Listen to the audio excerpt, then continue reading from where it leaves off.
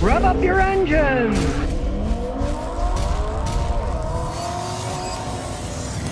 Well, the CEO of GM, Mary Barra, meeting with a couple of senators about self-driving cars. She's trying to push them on legislation for self-driving cars. And guess who one of the senators is? The senator from Michigan, where they'll be making them, where GM is headquartered, right? Backroom deals here.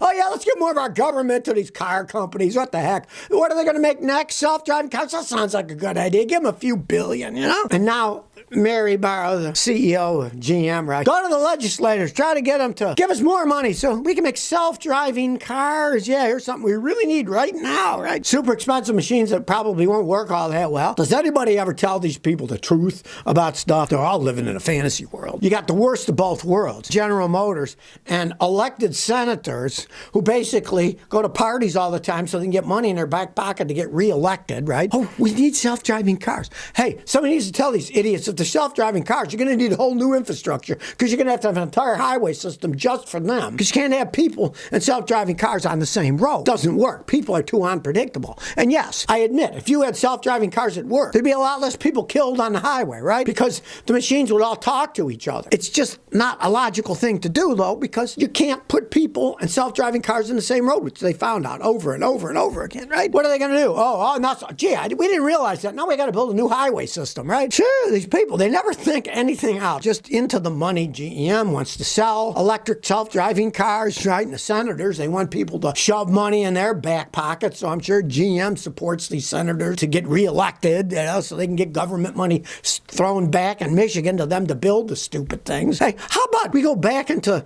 the true capitalism where somebody makes a good product and it works, it goes by its own. It doesn't need government money to do it, right? You know? But I guess that's too much thought and too much work than to just live on the gravy train and ride on the bandwagon as it rides through about electric cars, and we're all on the bandwagon, and then what happens when the wheels fall off? Well, don't worry about that when the wheels fall off. Well, here's an interesting dealer to show you how crappy Chrysler is. It's by a man in the U.S. Navy, Lieutenant Andrew Giannini. The dealer replaced the warranty job with a defective part. I'm a Navy officer. I returned from deployment. My 2008 Jeep Wrangler had a wobble on the highway again. Took it to the dealership, knowing Fiat Chrysler recalled my 2008 to 20 Wrangler for bad steering stabilizer.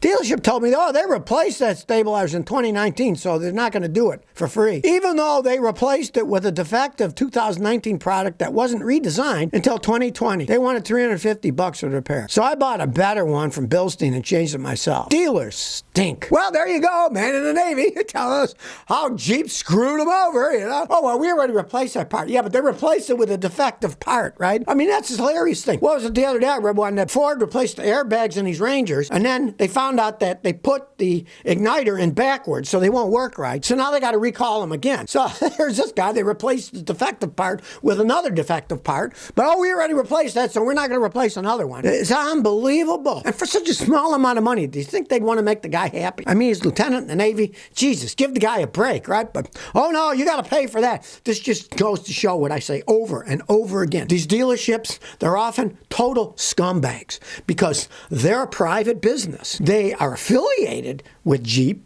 but they're not owned by Jeep. They're independently owned. And their whole thing is profit. Make as much as they can. And they're not going to fix anything for free unless they have to. And if they get a little thing like this, then, we already replaced it. We're not going to replace it again. Bye, you can pay to replace it. Instead of saying, yes, we understand it was a defective part. We'll put the new one on. It's not that big of a deal, just bolt on and off, right? But no, they try to screw the guy over for $350 so he does it himself, even though it's under warranty. That's all I got to say about these people. Get even with them. Don't buy their Jeep products and you won't have any problems. You don't buy one, you won't be dealing with them, It's like I always say. You know how you don't worry about getting hit by a drunk on New Year's Eve? Don't go out on New Year's Eve, then they can't get you. Stay at home where it's safe, What I do is I go out the night before New Year's Eve because that's my wedding anniversary, right? So we go out then.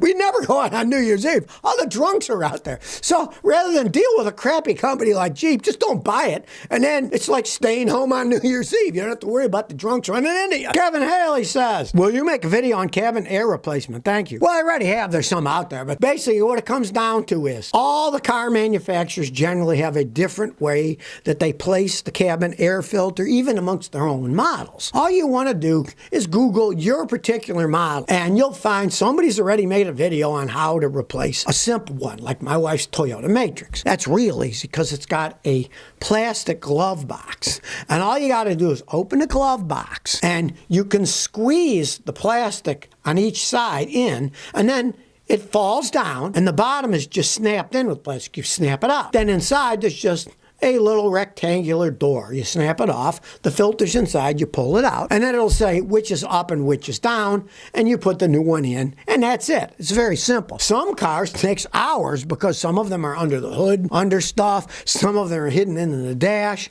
but the majority of intelligent car manufacturers like Toyota just have them behind the glove box, and they're relatively easy to get to. Now, of course, the Germans make them. Sometimes they take hours to get them off. So they're all different for each type of cars, and even each make and model for the same manufacturer. It's a good idea to change it because a lot of people don't even know it's there. What do they say? Out of sight, out of mind. You can't see it. It's hidden inside, and it'll get covered with crap. And then not only you'll breathing the crap in, but it'll lower the air circulation, and your air conditioning and heat won't work as well. So yeah, you do want to check it every once in a while. And if you're cheap like me, why buy one? Just get your vacuum cleaner and suck all the dirt and put it back in, because there's just a little bit of air coming in. It's not like the air sucked into your engine from the engine sucking all that air in. It's just the air from outside. You can suction them off and use them over many times before you have to actually replace the stupid things. Lisa Porzio says my 2001 Dodge Stratus, all the dash gauges stopped working and I have no bus codes. All the dash light stops. I can't get it inspected because it won't communicate when I go to the inspection. It has code P1192 and a couple other codes. I can't get my tags now because I can't get a smog test out. Dodge Stratuses are rolling piles of junk at that age generally. They can fall apart electronically. But from your code, P1192, that's a code for the air temperature sensor for the inlet air for the engine. If you're lucky, that sensor has shorted out. And if it's shorted out, it'll shut the whole system down. It can make the dash lights go out, and it definitely can make you plug in an OBD scanner. It won't read codes because the system's been shorted out by the sensor. Have somebody, if you don't know where it is, go to AutoZone place. They'll show you where it is. They can unplug it.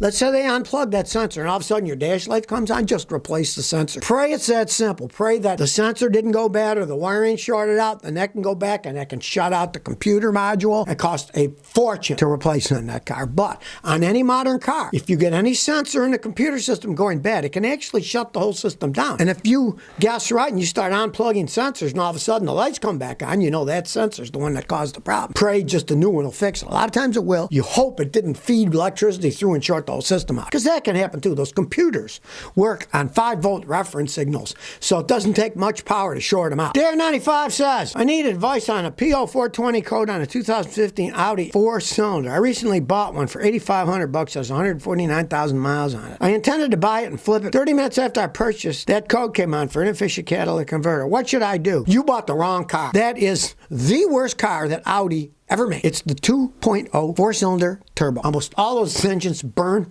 oil because they were crappy. They just wear out. I talked to an Audi mechanic a couple months ago, and he said, Scotty, you're spot on in that. He said, every year I replace dozens of those 2.0 4-cylinder turbo engines because they're just garbage. This is a guy who works at an Audi dealership, so he certainly knows. He sees them all the time. Now, your problem is you bought an Audi for $8,500 to flip with 149,000 miles. You were insane to pay that kind of money for that kind of mileage. They are endless money pits at that time. Now, what you want to do is pull out the 4 spark plugs and look at them. They're probably all clogged up from burning oil. If they are, put new ones in, reset your system, just put in a scan tool and say race code yes. You just bought it and you want to flip it, sell it as is. Just hope you can get your money back. You probably won't. Most people are going to check out an Audi and they're going to say, first thing anybody that checks out one of those things that knows what they're doing like me is going to say, let me pull out the 4 spark plugs, and if they're coated in oil, you say, this is a pile of crap, don't buy it. I've often checked them out for people that weren't too smart and they brought it to me after they'd already bought it.